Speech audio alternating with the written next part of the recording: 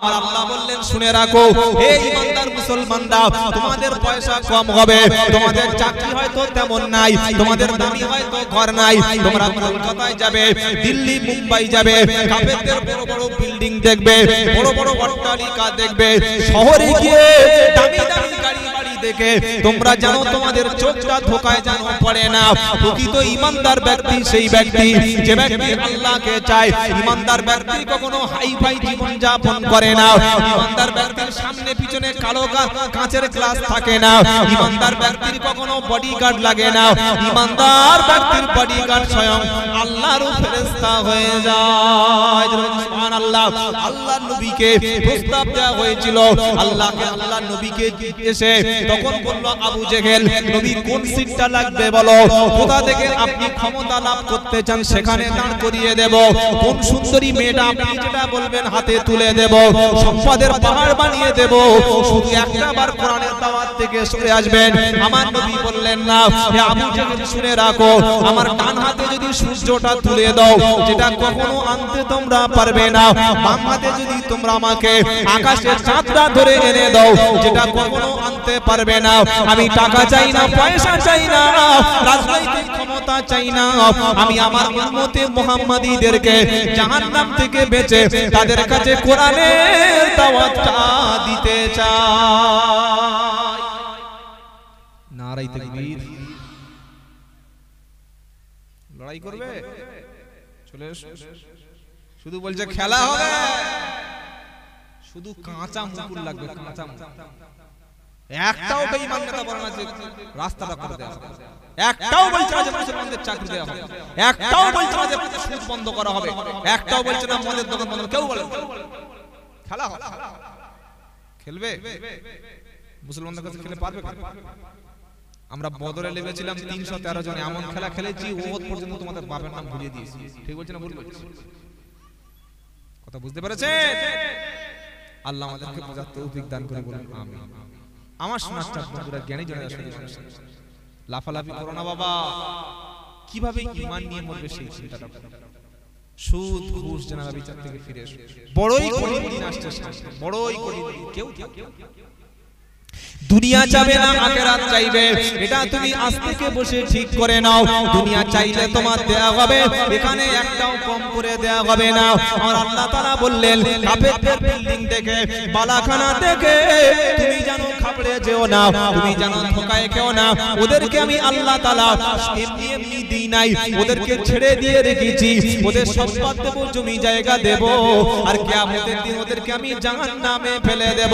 ওদের যদি 1000 বছর হায়াত দিয়া ওয়াদু আহাদুকুম লাউ আমারু আলফাসানা ওয়া মা হুয়া বিমুজাহজিহি মিনাল আযাবি আইয়ু আমার ওয়াল্লাহু বাসীরুম বিমা ইয়ামালুন। একবারা সূরা বাকারা 96 নম্বর আয়াতে ডান দিকের পৃষ্ঠার উপর থেকে 5টা লাইন নিচেতে আল্লাহ বলেন কাফেরদের হায়াতকে যদি 1000 বছর করে দিই, 100 বছর না 1000 বছর হায়াত দিলে এই দুনিয়ার ভোগ বিলাস করে যারা, দুনিয়াতে সম্পদ চায় যারা, জমি জায়গা অট্টালিকা দুনিয়া সুখ চাইছে যারা, 1000 বছর হায়াত দিলে এরা জাহান্নামের আযাব থেকে বাঁচতে পারবে না। তুমি কি মনে করেছো দুনিয়াটা তোমার খেলতামাশা? আল্লাযীনা তাকাজু দীনাহুম লাহওয়ান ওয়া লাইবা ওয়া গররাতুহুমুল হায়াতিদ দুনিয়া ফালইয়াউমা নানসাহুম কামা নাসু লিকা ইয়াউমিহিম হাযা ওয়া মা কানু বিআয়াতিনা ইয়াজহাদুন। 8 পারা 15 পৃষ্ঠা 14 নম্বর লাইন 51 নম্বর আয়াত, সূরার নাম সূরা আরাফ। আর আল্লাহ তাআলা বললেন যারা দুনিয়াটাকে খেলতামাশা, ধর্মটাকে হাতের ময়লা মনে করেছো, যা খুশি তাই বলবে, আমার নিরীহ জনগণকে বোকা বানিয়ে চলে যাবে, মানুষকে তোমরা সঠিক পথে আনবে না, ধর্মটা হাতের ময়লা, ইচ্ছা করলে নামাজ পড়বো, না হয় না পড়বো, ইচ্ছা করলে কোরআন পড়বো, না হয় না করবো, ইচ্ছা করলে রোজা রাখবো, খেয়াল খুশি চাইলে করবো। তোমরা যদি এমনটা করো আর দুনিয়ার জিন্দেগি করতে গিয়ে ধোকায় যদি পড়ে যাও, সুন্দর ঘর পেয়ে, সুন্দর বিবি পেয়ে, সুন্দর বাচ্চা পেয়ে, রাষ্ট্র ক্ষমতা পেয়ে, গদিটা পেয়ে, সিট পেয়ে যদি তুমি দুনিয়া ভুলে যাও, আমি আল্লাহ তাআলা বললাম কিয়ামতের মুসিবতের দিনে আমি আল্লাহ তোমাকে ভুলে যাব। আমি আল্লাহ কিন্তু তোমার কথা স্মরণে করব না।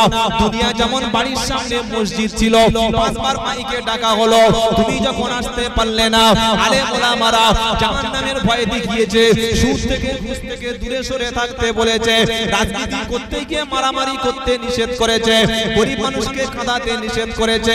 তোমরা এগুলি যখন করেছিলে, আমার আল্লাহকে যখন ভুলে গেলে, আমি আল্লাহ কিয়ামতের দিন ভুলে যাব। আল্লাহ ভুলে যাবে, মনে রেখে দিও।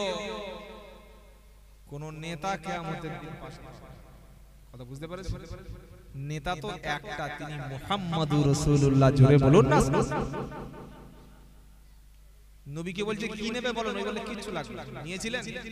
যখন নবী রাজি হলেন না, তায়েফের ময়দানে নবী ইসলাম প্রচার করার জন্য গেলেন। তায়েফের মানুষের কাছে আল্লাহর নবী আল্লাহর বাণীকে শোনালেন। এক আল্লাহর কথা যখন নবী বললেন, তায়েফের মানুষরা প্রচন্ড রেগে গেল। আরে মুহাম্মদ কোথায় বাড়ি? বললে মক্কা শরীফে বাড়ি। ওর বাপের নাম কি? বললো বাপের নাম আব্দুল্লাহ। সে একটা ইতিমের ছেলে, কোনো ক্ষমতা নাই হাতে। ও নাকি মদিনায় এসে ইসলাম, তায়েফে নাকি এক আল্লাহকে মানতে বলেছে। তায়েফের জমিনে প্রচন্ড অত্যাচার করা হলো, তায়েফের জমিনে প্রচন্ড নবীকে মারপিট করা হলো। মারতে মারতে মারতে মারতে নবী শরীর থেকে রক্তটা খামের মতো ঝরতে লাগলো। আল্লাহর নবী বেহুশ হয়ে জমিনে পড়ে গেল। সঙ্গে জিবরাইল ফেরেশতা, বড় দুটো পাহাড়ের ফেরেশতা নিয়ে হাজির হলো। আসসালামু আলাইকুম ইয়া রাসূলুল্লাহ, হুজুর আপনি একটু আমাদেরকে বলুন, আমার সামনে বড় দুটো পাহাড়ের ফেরেশতা দাঁড়িয়ে আছে, যে তায়েফের কাফেররা আপনার শরীরে হাত দিয়েছে, আপনার নুরানি চেহারায় পাথর মেরেছে, আপনি যদি একবার বলেন পাহাড়ের ফেরেশতা চাপা দিয়ে তায়েফবাসীদেরকে সারা জীবনের মতো শেষ করে দেব। আমার নবী বললেন না, খবরদার ওদেরকে গজব দিও না। নবী ঘামটা মুছে, শরীর থেকে রক্তটা মুছে, পায়ের সঙ্গে রক্ত জুতোর সঙ্গে জাপটে গেছে। নবী যখন হুঁশ হলো, মাথায় পানি দিয়ে শরীরটা সুস্থ হয়ে আগে হাত তুলে বলল, রব্বানা, তায়েফের যারা কাফেররা আমাকে মেরেছে, এরা আমাকে চেনে না, এরা আল্লাহকে চেনে না, এরা কোরআন জানে না, এরা জান্নাত জাহান্নাম কি জানে না। আল্লাহ তুমি এদেরকে মেরে দিও না, এদেরকে চাপা দিও না, এদের উপরে গজব দিও না, এদেরকে শেষ করে দিও না। আমি নবী মারকে এদের জন্য হেদায়েতের দোয়া করে যাই, আল্লাহ এদেরকে যদি তুমি শেষ করে দাও, এদেরকে গজব দিয়ে যদি ধ্বংস করে দাও, তাহলে এদের ছেলে মেয়েরা সবাই মারা যাবে। এরা যদি মুসলমান না হয়, এরা যদি আমাকে না চেনে, এর ছেলের ছেলেরা, তার ছেলের ছেলেরা একদিন নবীকে নবী বলে মেনে, তোমার মতো সত্য আল্লাহকে মেনে মুসলমান হয়ে যাবে। আজ তায়েফের জমিনে হাজী সাহেবেরা হজ করতে গিয়ে দেখুন, তায়েফের জমিনে যে জায়গায় নবীর উপরে অত্যাচার হয়েছিল, ওই জায়গায় একটা মসজিদ করে দেয়া আছে। প্রতিদিন 5 বার আল্লাহর নবীর নামটা তায়েফের ময়দান থেকে প্রচার হয়।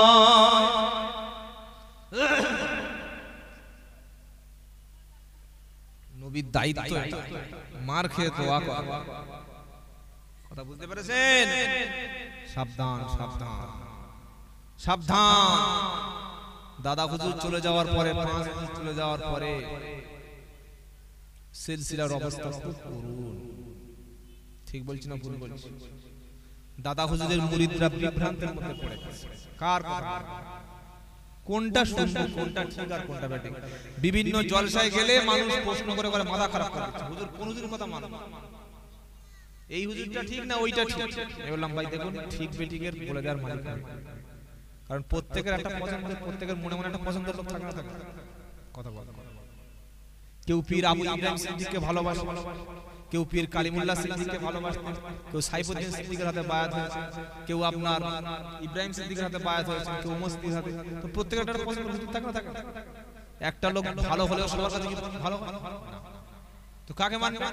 কার মানবেন? সে কি মানবেন? তাকে যার মাথা থেকে পা পর্যন্ত, যার কথাবার্তা, কাজকর্মে, চালচলন, ব্যবহার, আখলাক আমার মুজাদ্দেদ জামান আবু বকর সিদ্দিকের সঙ্গে মিলে যাবে, তাকে চোখ বুজিয়ে মেনে নাও। সুবহানাল্লাহ বলতে পারলেন?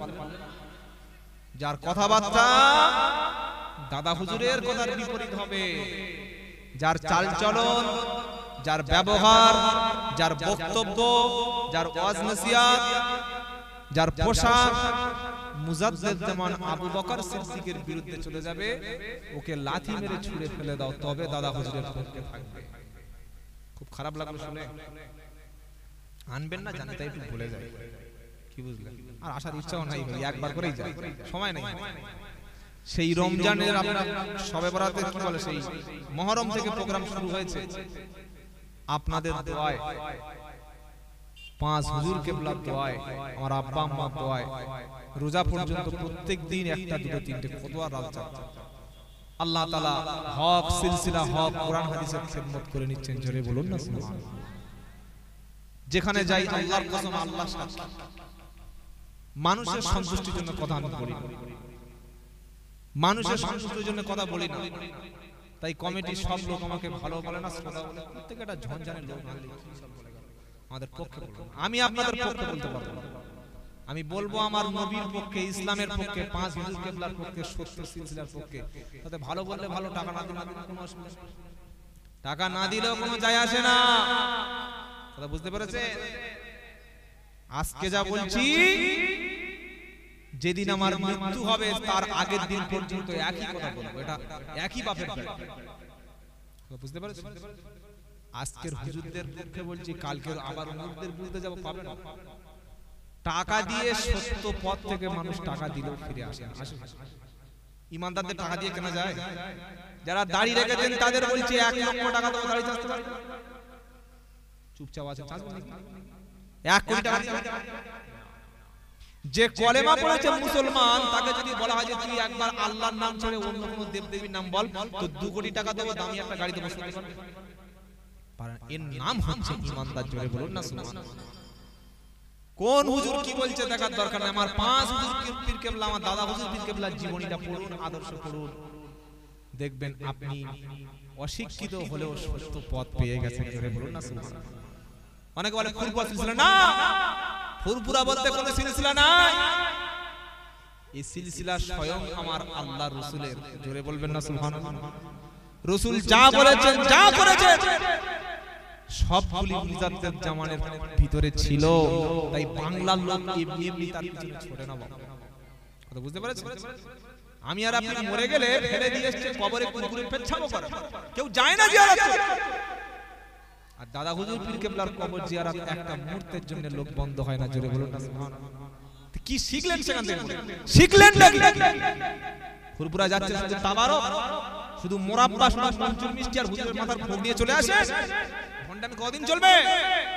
জান দাদা হুজুরের আদর্শ নিয়ে ঘরে ফিরুন, যে আমি 5 হুজুর কেবলার আদর্শ নবীর সুন্নাত অনুযায়ী থাকবো, তবে আপনি দাদা হুজুরের 1 নম্বর ভক্ত। জোরে বলুন না সুবহানাল্লাহ।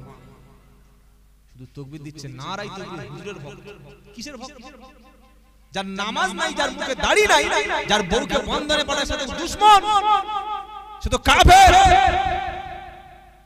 মুজাদ্দেদ জামান আবু বকর সিদ্দিক, তার কাছে যদি কেউ বায়াত হতে যেতেন, তিনি আগে তাওবা পড়াতেন, কলেমাটা পড়াতেন, তার দরবারে বসিয়ে জীবনের মতো কোরআন শরীফটা শিখিয়ে, তাহাজ্জুদের নামাজের ট্রেনিংটা দিয়ে, তার পোশাককে পরিবর্তন করে, তার হাতে কোরআন তুলে দিয়ে 40-42 দিন সেখানে রেখে মুরাকাবা মুশাহিদা করে, জিকির আজকার করে স্বয়ং আমার রাসূলুল্লাহর কাছে পৌঁছে দিতেন। সুবহানাল্লাহ। এটাই হলো দাদা হুজুরের আদর্শ।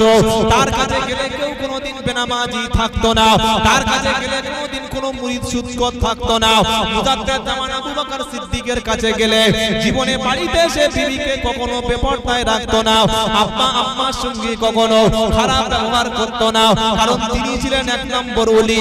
আজকের আমাদের কাছে আসলে নিজের দলের দিকে দাওয়াত দিই, নিজের মতাদর্শের দিকে টানি, নিজের পকেটের দিকে টান দিই। তাই তো মুজাদ্দেদ জামান আবু বকর সিদ্দিক রাহমাতুল্লাহ আলাইহি তিনি বলে গেছেন, এমন একটা ফিতনার যুগ আসবে, হাজার হাজার দল বিভক্ত হয়ে যাবে, এরা এই কথা বলবে, ওরা ওই পথে টান জানবে না না না তোমরা কোন পথে যেও না আমাকে যে পদ্ধতিতে দেখেছো আমি যা করেছি সেই পথে থাকবে আমার নবী বললেন কিয়ামতের পূর্বে 72টা দল হবে উম্মতে মুহাম্মাদের মধ্যে 73টা দল হবে সমস্ত দল যাবে জাহান্নামে ইল্লা ওয়াহিদা একটা দল যাবে জান্নাতে সাহাবারা জিজ্ঞাসা করলেন ইয়া রাসূলুল্লাহ হাবিবাল্লাহ ওই দলটার নাম বলে যান সেই দল আমরা করব আমার নবী বললেন শোনো আমি নবী যে পথে আছি যে তরিকায় আছি সাহাবায়ে কেরামরা যে তরিকায় যে পদ্ধতি ছিলেন ওই দলটা হলো জান্নাতি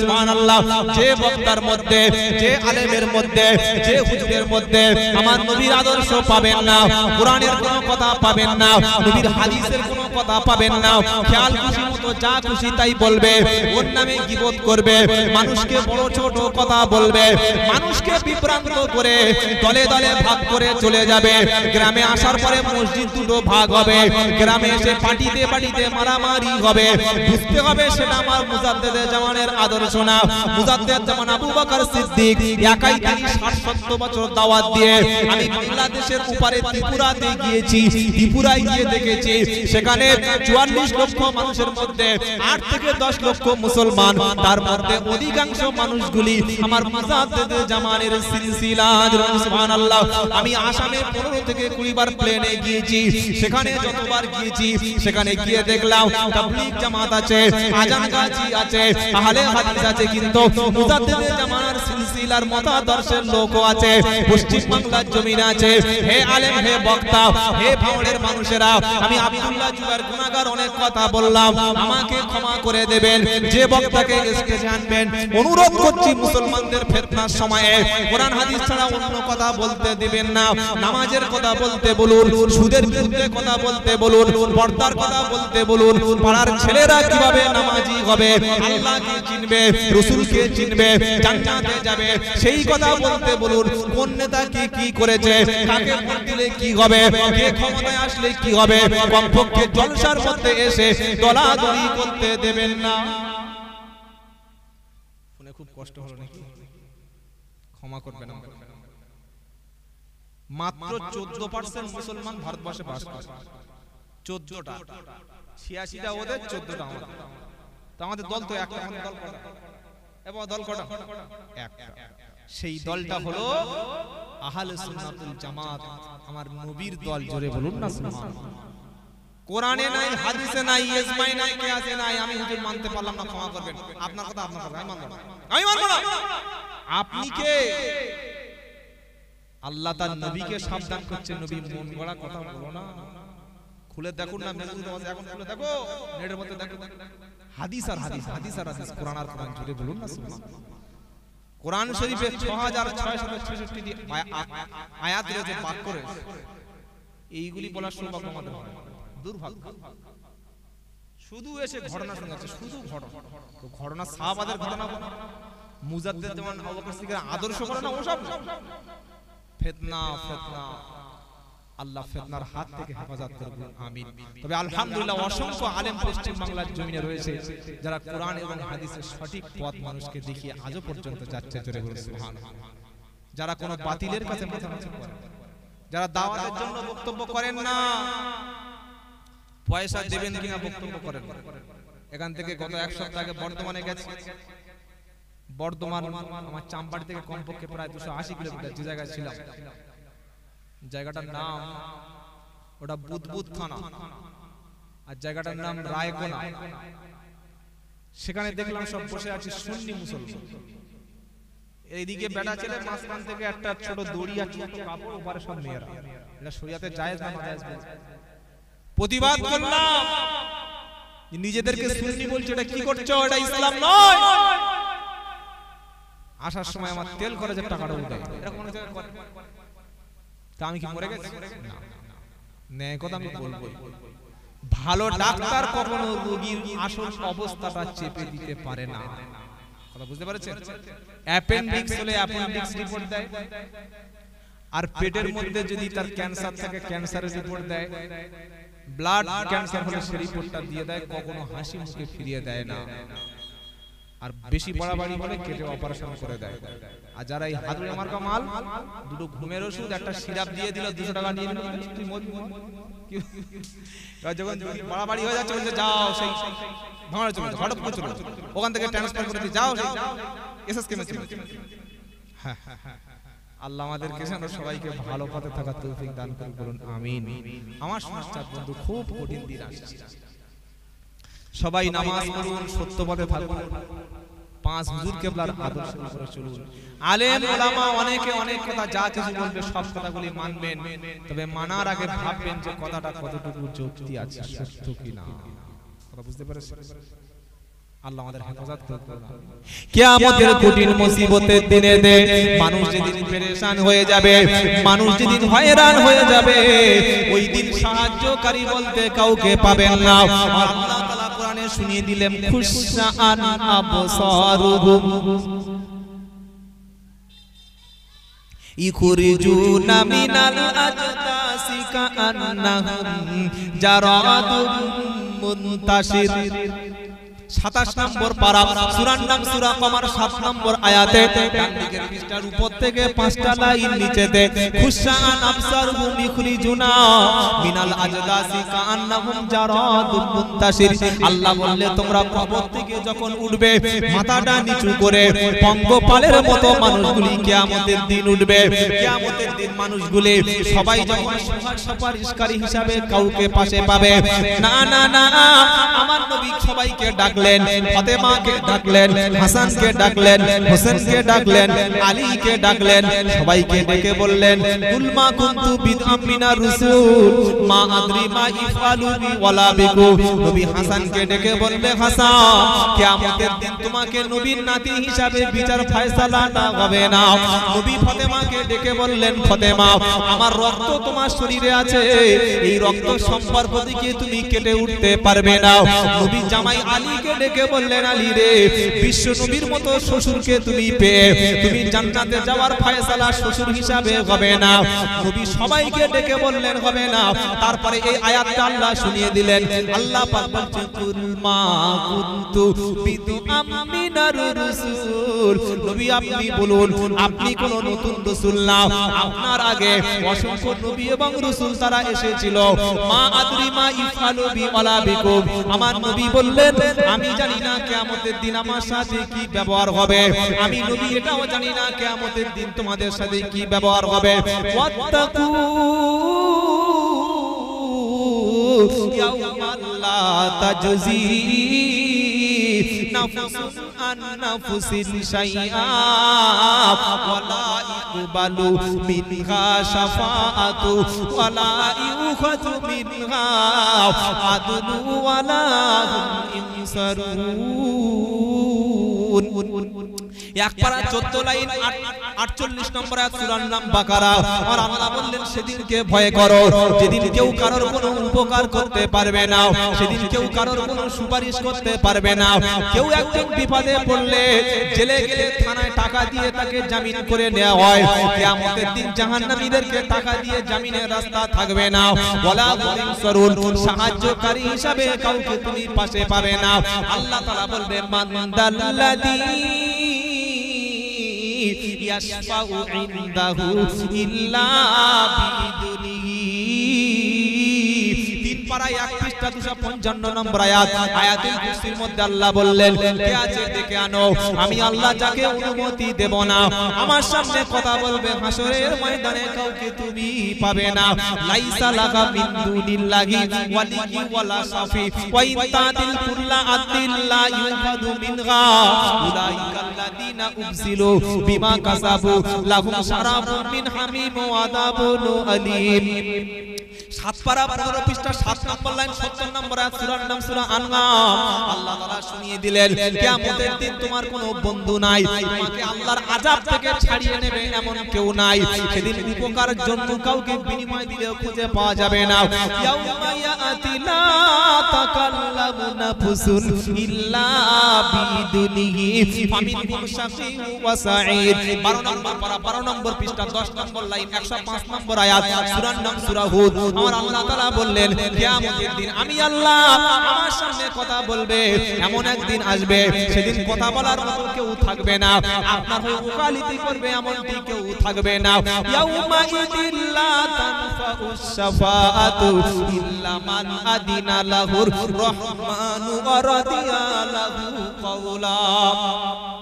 16 পারা 10 নম্বর লাইনে 109 নম্বর আয়াতে শিরোনাম তাহা আল্লাহ বলল সেদিন কারো সুপারিশ কোনো কাজে আসবে না, কেবলমাত্র আমি আল্লাহ যার উপরে রাজি থাকবো, যার কথাটা শুনতে চাইবো তার কথা একমাত্র শুনবো, অন্য কারো শুনবো না। যার উপরে রাজি থাকবো, যার উপরে সন্তুষ্ট থাকবো, যাকে কথা বলতে দেব তিনি হলেন বিশ্ব নবী। সুবহানাল্লাহ। ইয়াউমা ইয়াকুমুর রূহু ওয়াল মালাইকাতু সাফফা লা ইয়াতাকাল্লামুনা ইল্লা মান আদিনা লাহুর রহমান ওয়া ক্বালা সাওয়াবা যালিকাল ইয়াউমুল হক। 30 পারা 2 পৃষ্ঠা 8 লাইন 38 নম্বর আয়াত সূরার নাম সূরা নাবা। আল্লাহ তাআলা বলে দিলেন কিয়ামতের কঠিন মুসিবতের দিনেতে ফেরেশতারা লাইন দিয়ে দাঁড়িয়ে থাকবে, জিবরাইল তাদের সামনে দাঁড়িয়ে থাকবে, সমস্ত ফেরেশতারা মিকাইল, আসরাফিল, মালাকুল মউত সবাই আল্লাহর সামনে দাঁড়িয়ে থাকবে, কেউ কথা বলবে না। আর যদি কেউ আপনার জন্য কথা বলে সত্য কথাটা বলবে, ন্যায় কথাই বলে, অন্যায় কথা কেউ বলবে না। সেই মুসিবতের দিনেতে কোনো নেতা খুঁজে পাবেন না, সেদিন কাউকে পাশে পাবেন না, সমস্ত হাসরবাসীরা পেরেশান যেদিন হয়ে যাবে আল্লাহর সামনে বলবে আল্লাহ আমাদের কি হবে বলো। হাসরবাসীরা ছুটে ছুটে আদম আলাইহিস সালামের কাছে পৌঁছে যাবে, হে আমাদের পিতা আপনি আল্লাহর কাছে একটু বলুন, বিচারটা শুরু করতে বলুন, সহ্য করতে পারছি না। আদম বললে আজ তোমাদের কোনো উপকার করতে পারবো না, আল্লাহর নিষিদ্ধ একটা ফল আমি ভক্ষণ করেছিলাম, তোমাদের জন্য একটা রাস্তা বলে দিলাম, তোমরা নবী নূহ আলাইহিস সালামের কাছে চলে যাও। কোনদিন ভেবেছেন এই কথা? যে আদম নবী যেখান থেকে তাড়িয়ে দিচ্ছে তিনি মুখ খুলতে পারছেন না, তাহলে সাধারণ লোকেরা কি বুঝলেন? পাবেন না।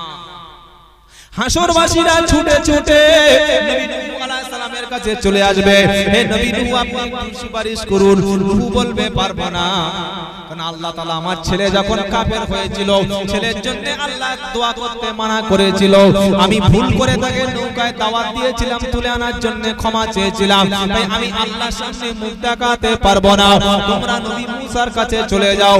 হাসরবাসীরা ছুটে ছুটে নবী মুসা আলাইহিস সালামের কাছে চলে আসবে, মুসা বলবে পারবো না, আমি একটা ছেলেকে একটা চড় মেরেছিলাম ভালো করার জন্য, চড়টা খেয়ে সে মারা গিয়েছিল, না জানি আল্লাহ আমার সাথে কি ব্যবহার করবে আমি জানি না, একটা রাস্তা বলে দিতে পারি, তোমরা নবী ঈসা আলাইহিস সালামের কাছে চলে যাও।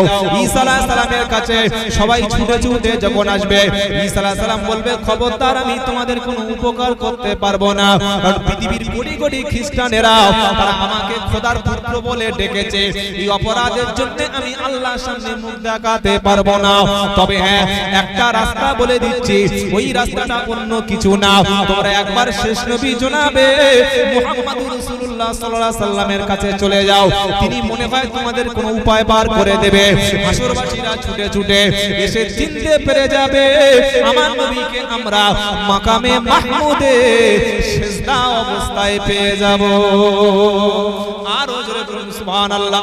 আল্লাহর নবী সিজদায় পড়ে তখন কাঁদছে, হাসরবাসীরা যখন বলবে হে আল্লাহর রাসূল হুজুর আপনি মাথা তুলুন, আমার নবী তখন মাথা তুলবেন না, আল্লাহ এসে বলবেন হাবিব মাথা তোলো, তায়েফে মার খেলে তুমি কিন্তু টাকা চাও নাই, সম্পদ চাও নাই, ক্ষমতা সিট চাও নাই, গদি চাও নাই, কেবলমাত্র এই জাহান্নামীদেরকে বাঁচানোর জন্য মার খেয়েছো, হাবিব আর তোমার কান্না সহ্য করতে চাই না, হাবিব তুমি মাথা তোলো। আমার নবী সেদিন বলবে আল্লাহ মাথা তুলতে চাইবো না, যতক্ষণ আমার উম্মতদেরকে জাহান্নাম থেকে না বার করবে মাথা তুলবো না। আমার আল্লাহ পাক বলবে নবী আজকের তোমার সব কথা মেনে নেব। আরো জোরে বলুন সুবহানাল্লাহ। আমার আল্লাহ বলবে নবী কি কথা বলো, আমার নবী বলবে রব্বুল আলামিন আল্লাহ আজ হাসরের কঠিন ময়দানে কোটি কোটি উম্মতরা জাহান্নামে যাচ্ছে, ওদের জন্য আপনি একটু ব্যবস্থা করুন। আমার নবী পাক সাল্লাল্লাহু আলাইহি সাল্লাম সেদিন উম্মতে মুহাম্মাদি নামাজি পরেজগার ইমানদারদেরকে নিয়ে আল্লাহর জান্নাতে চলে যাবে। ভাই এসে গেছেন আমানুল্লাহ সাহেব। আমানুল্লাহ সাহেব ক্যানিংয়ে বাড়ি, খুব ভালো একজন আলেম, সিলসিলার একজন হাতিয়ার। আপনাদের সামনে কোরআন হাদিসের কথাগুলি বলবে। খবরদার কেউ উঠবেন না, আর যারা বাইরে আছেন সবাই চলে আসুন, আমার জন্য দোয়া করবেন। আপনাদের অনেক বড় ছোট কথা বলে ফেলেছি, ছোট ভাই হিসেবে ক্ষমা করবেন, ছোট ছেলে হিসেবে। আল্লাহ যেন হক কথাগুলি মুজাদ্দেদ জামান আবু বকর সিদ্দিকের সঠিক সিলসিলার পথে থাকার তৌফিক দান করেন। বলুন আল্লাহুম্মা আমিন।